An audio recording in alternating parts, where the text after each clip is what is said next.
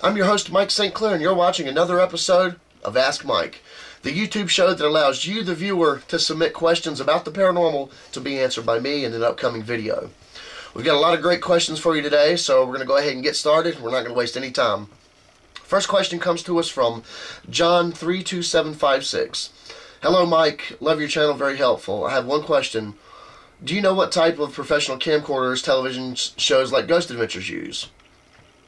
Well, I don't know what they're using now, but last I checked, they were using the Sony Night Shot professional models.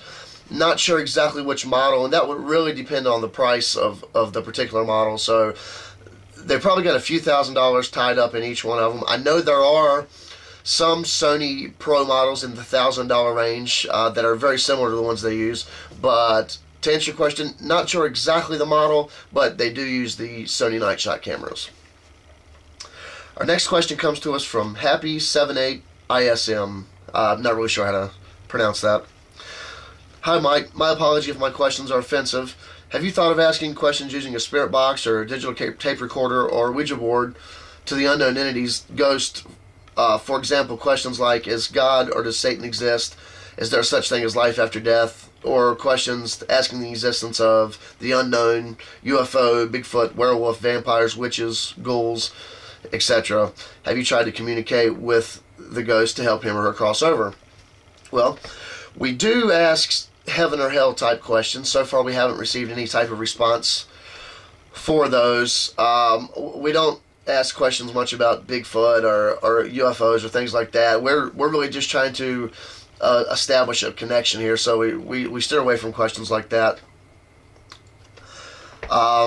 I did actually try to cross someone over once using a spirit box. Now this is back when I first started, and I was fairly uneducated. I didn't really know what I was doing, so if there was something here, I don't know if I succeeded in helping it cross over.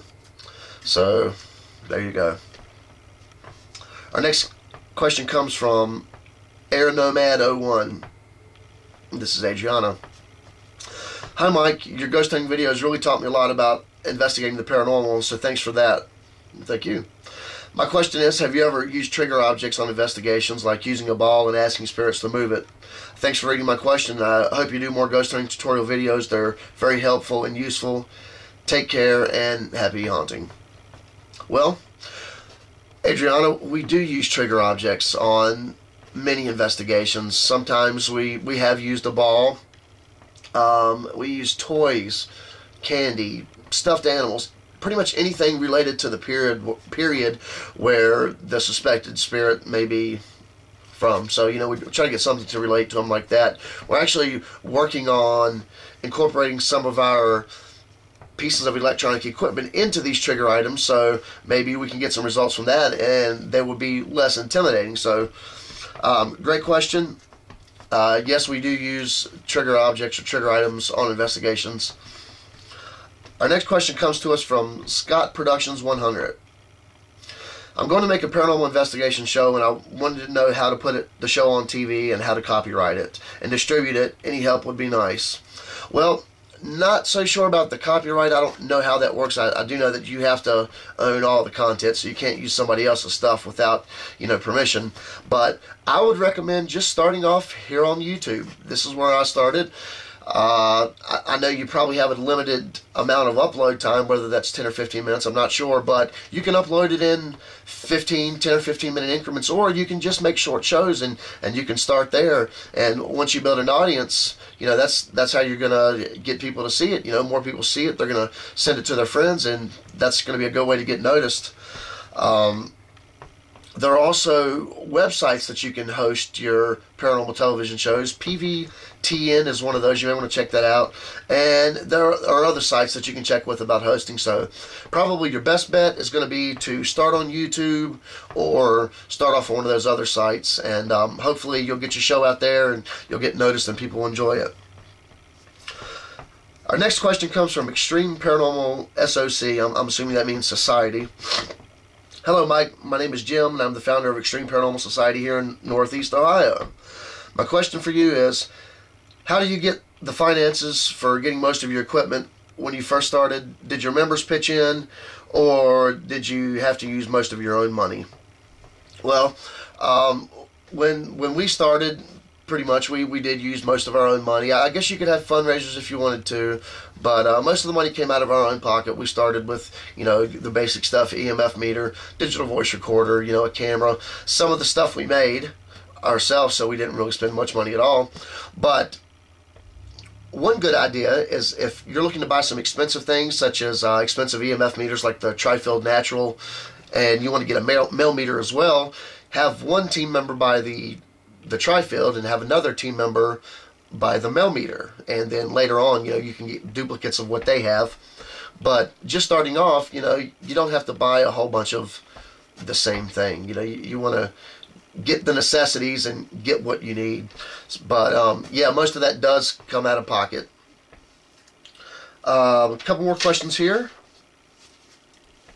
Hi, I'm Kevin. This is Kev13704. Hi, I'm Kevin from Hope Hunter's Paranormal Experience in the UK. I was wondering if you could help me. I have a piece of EVP I would like to upload to our YouTube site and onto Facebook. I would like to know how to do that. Kevin.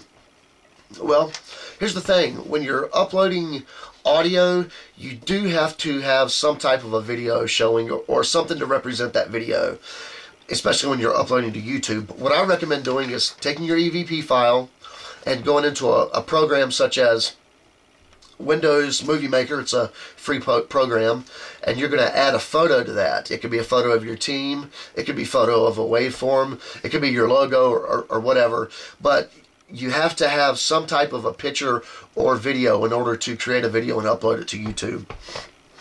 And you can just put your picture up there and then run your EVP over top of that. As for Facebook, same thing applies, or you can just link to your YouTube videos, and you'll get more views that way, linking them through Facebook as opposed to putting up a new video.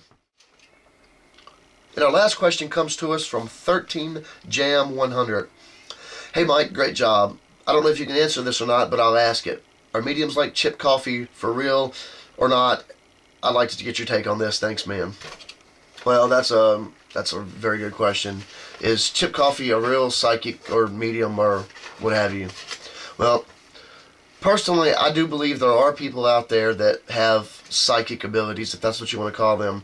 They're able to maybe hear spirits or talk to them or see them, or maybe interact some other type of way, or, you know, maybe psychic abilities that don't pertain to ghosts. I'll tell you the same thing that I would say for any television talent psychic, such as Chip Coffey, John Edwards. I really truly don't believe that they have any type of special intuition.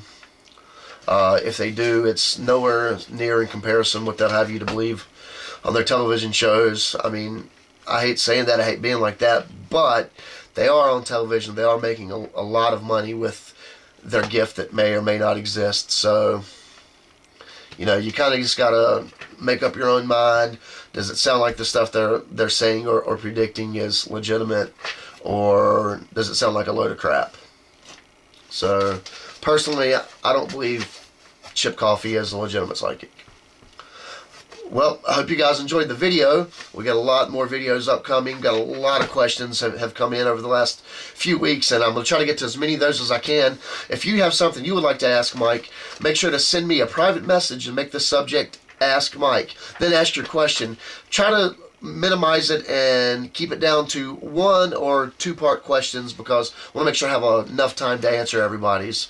So give it a thumbs up if you liked it. Make sure to comment, rate, and don't forget to subscribe for more Ask Mike and Ghost Hunting 101.